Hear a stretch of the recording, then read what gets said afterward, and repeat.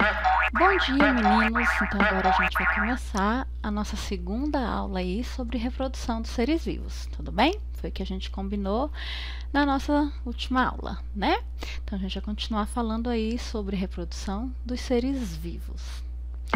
Primeiro a gente vai entender, então, o que é fecundação, né? Para a gente entender qual a importância, né? Para que ela serve, tá bom? Então, ao compreendermos o que é fecundação e as diferentes formas de fecundação que existem e também como esse processo ocorre, é assim que a gente passa a entender melhor o processo de reprodução dos seres vivos, né? E por que que esse processo de reprodução ele é importante. Então, vamos lá. Fecundação. Fecundação é o termo utilizado para denominar o processo em que o gameta masculino, e aí vocês já estudaram um pouquinho disso, né, nos anos anteriores, o gameta masculino ele é chamado de espermatozoide, né? Então é o momento em que esse gameta ele vai se unir ao gameta feminino, que é chamado de ovócito 1, ou de forma mais comum, né, que a gente escuta falar, o óvulo, né? Então, é dessa maneira aí que vai se iniciar o processo de desenvolvimento do embrião, propriamente dito, né? A partir do momento em que essas duas células, que são duas células reprodutivas, elas se unem, tá bom? Como envolve gametas, a fecundação ela é chamada de um processo que vai ocorrer apenas na reprodução sexuada, né? Então, daí a gente já começa a ver um pouquinho de diferença entre os tipos de reprodução, que a gente vai falar agora mais à frente, que é a reprodução sexuada e a assexuada. Então, agora a gente já consegue entender que na reprodução sexuada é onde há troca de gametas, tá? É um encontro, na verdade, de gametas, tá bom? Então, vamos ver lá na frente, né, a diferença mais claramente entre esses dois tipos de reprodução.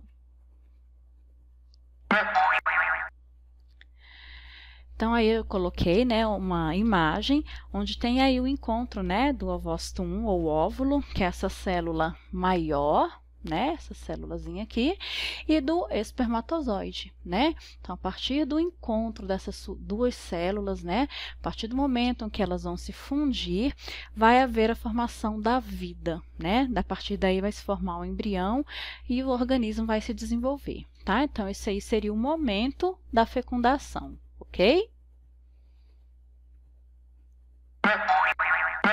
E aí a gente vai falar um pouquinho dos tipos de fecundação, né? Ai, professora, tem mais de um tipo? Tem sim. E a gente, na verdade, vai estar relembrando, né? Porque eu acredito que também vocês já estudaram isso aí nas séries anteriores, tá bom? Então, vamos lá? Então, a primeira que a gente vai estar falando é sobre a fecundação interna. Daí já dá para a gente tirar, né, mais ou menos alguma ideia, né? Se ela é interna, por que que ela tem esse nome, né? Então, nesse tipo de fecundação, observa-se a junção do gameta masculino, o espermatozoide, né, a célula reprodutora masculina, ao feminino, que é o óvulo, né? Só que, olha só, esse encontro, essa junção de gametas, ela vai acontecer no interior do corpo daquele que produz o gameta feminino, ou seja, acontece no interior do corpo da fêmea, tá? E aí, por isso, tem o caso dos seres humanos. Esse é o caso, né, dos seres humanos, espécie em que a fecundação ocorre dentro do trato reprodutor feminino, mas nos demais animais, né, mamíferos, também ocorre geralmente esse tipo de reprodução, tá bom? De fecundação, perdão, tá? Fecundação interna, tá bom? Vamos lá para a seguinte.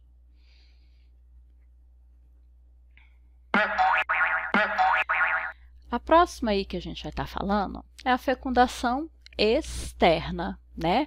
Então, externa a gente subentende que é aquilo que acontece do lado de fora, né? Então, é mais ou menos isso mesmo. A fecundação externa, ela vai acontecer fora do corpo, no ambiente. Então, por exemplo, ali a gente tem o caso dos sapos, né? Nesse tipo de fecundação, o sapo, ele abraça a fêmea e aí eles dois liberam os gametas juntos. no ambiente, tá? E aí, no ambiente, o espermatozoide, né, o gameta masculino, ele se encontra ao gameta feminino e fora do corpo da fêmea ele é fecundado, tá bom? Então, um exemplo mais claro e mais clássico que a gente tem é na reprodução que ocorre aí nos sapos, tá bom?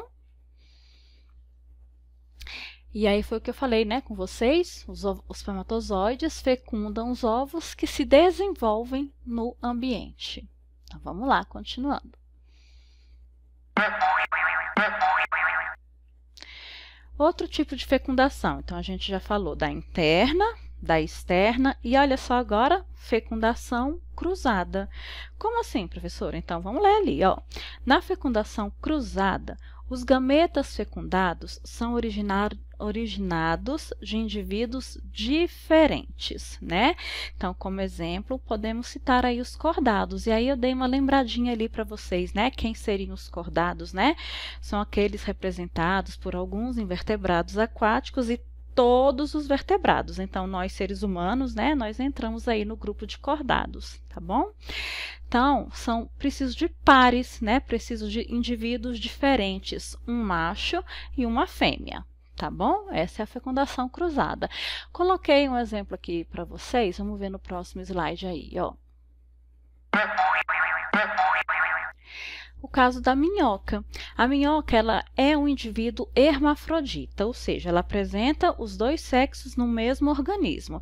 Ela pode se autofecundar, que a gente vai falar disso aí mais para frente, já já. Tá? Ou ela pode sim realizar a fecundação cruzada, quando duas minhocas, né, elas se acasalam, tá bom? Então, aí, ó, no caso aqui, como tem duas minhocas, tá, que são animais hermafroditas, vai haver fecundação cruzada, porque dois indivíduos, tá, se encontraram, ok? Mas lembrando que também pode acontecer a autofecundação, tá bom?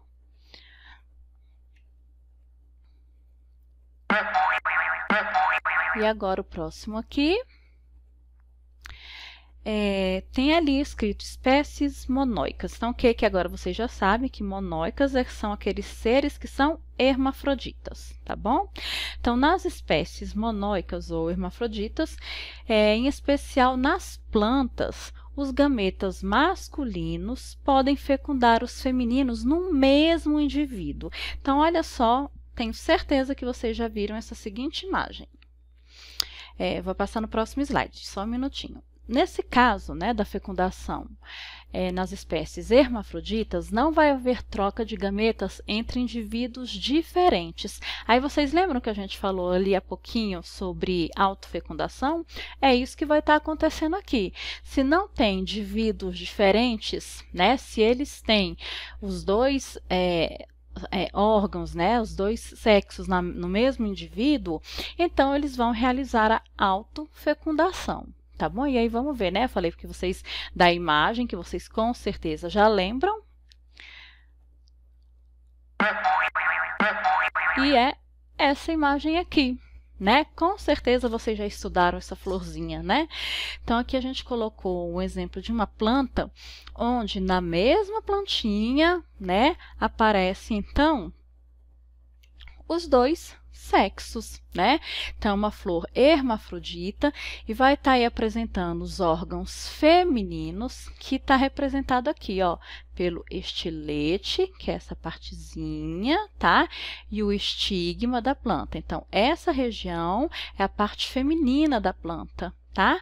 E também a parte masculina, que são os estames, representado aqui, ó, pelo filete e a antera, que é onde se formam os grãos de pólen. Acredito que vocês lembram dessa aulinha aí, né? Então, essas duas partes, esses dois órgãos, femininos e masculinos, eles estão na mesma planta. E por isso, nesse caso aqui, acontece, então, a autofecundação, tá bom? Então, seguindo aqui agora, né? A gente vai falar aí um pouquinho das vantagens e desvantagens nos tipos de reprodução. Quais tipos, professora? Sexuada e assexuada, tá bom? Então vamos começar aqui, ó, a falar sobre a reprodução assexuada, quais seriam as vantagens, tá bom? Então na reprodução assexuada, o que eu quero que vocês lembrem, não a troca de gametas, tá? Então acontece, esse tipo de reprodução acontece e precisa basicamente de um único indivíduo, né? Então vamos ver se essa já é uma das vantagens, vamos lá. Na reprodução assexuada, existe então a economia de energia para o indivíduo. Como assim, professora? Porque ele não precisa sair à procura de um parceiro, de um par, para que aconteça a reprodução, tá bom? Outra vantagem aqui. Não há necessidade de produzir gametas, né? Nesse tipo de reprodução, não sei se vocês se lembram aí dos anos anteriores, mas esse tipo de reprodução acontece por bipartição, né? Então, um organismo ele se divide em dois, tá? Ou ainda por brotamentos, tá? Então não tem necessidade de produção de gametas, tá? Quando vocês lembram aí de uma plantinha, né, a muda, um novo broto, tá? É uma forma de reprodução. Então não tem necessidade de produção de gametas, tá? E aí, ó, com isso, há uma geração de grande quantidade de descendentes. Então, eu posso formar muitos descendentes de uma única vez. Isso traz para mim o quê? Um rápido crescimento da população. Isso é uma grande vantagem, né? Então, a população, ela cresce com uma frequência, uma rapidez, uma velocidade muito maior, tá? Mas vamos ver aí quais seriam as desvantagens desse tipo de reprodução? Vamos lá, ó, a primeira. A grande desvantagem é a formação de indivíduos clones. O que é isso, professora? São indivíduos descendentes que vão ser formados com a mesma carga genética, ou seja, eles são geneticamente iguais. Isso é ruim, professora? É muito ruim. Tá? Porque caso aconteça alguma modificação no ambiente, ou algum evento surpresa, né? Isso pode causar o quê? Uma extinção em massa, porque todos os organismos são exatamente iguais. Nenhum tem absolutamente nada evoluído, nenhuma vantagem sobre o outro. Então, nesse caso, caso aconteça alguma diferenciação no ambiente, algum evento no ambiente, alguma catástrofe, né? Que atinge esses indivíduos, ocorre então uma extinção em massa. Então essa é a grande desvantagem aí desse tipo de reprodução, tá bom? Vamos ali para o próximo.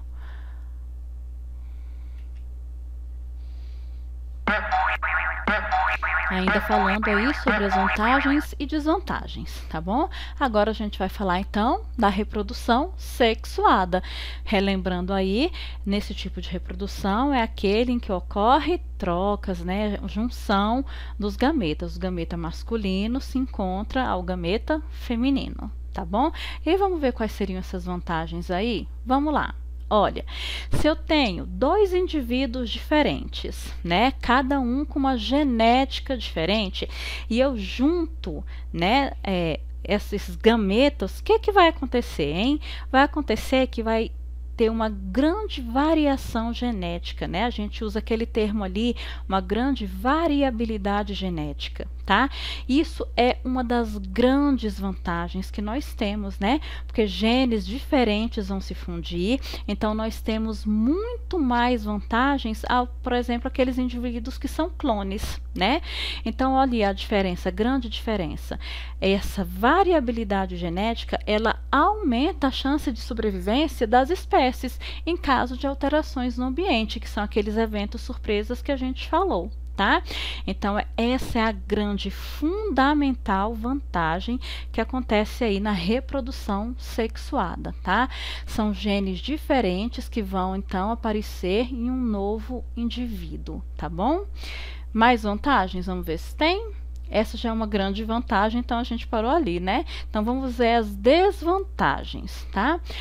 Então, as desvantagens, está ali uma necessidade de encontrar um parceiro, né? Isso faz o quê, gente? Diferente da reprodução assexuada, eu já vou ter um gasto maior de energia, né?